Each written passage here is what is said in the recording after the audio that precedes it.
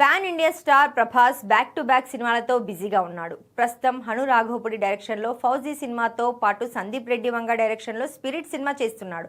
ఇక ఈ రెండు సినిమాలతో పాటు నటిస్తున్న భారీ ప్రాజెక్ట్ కల్కి 2 నాగ్ అశ్విన్ దర్శకత్వంలో రాబోతున్న ఈ సినిమా గురించి ఆసక్తికర వార్త సినీ వర్గాలు చక్కర్లు కొడుతోంది.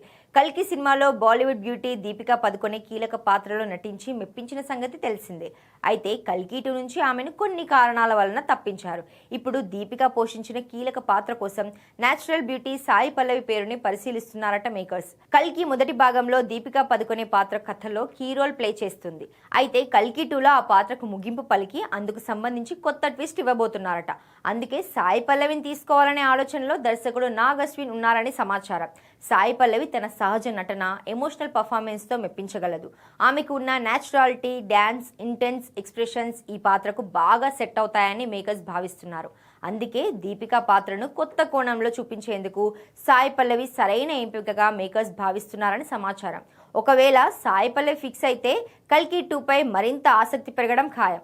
అయితే దీనిపై అధికారిక ప్రకటన రావాల్సి ఉంది.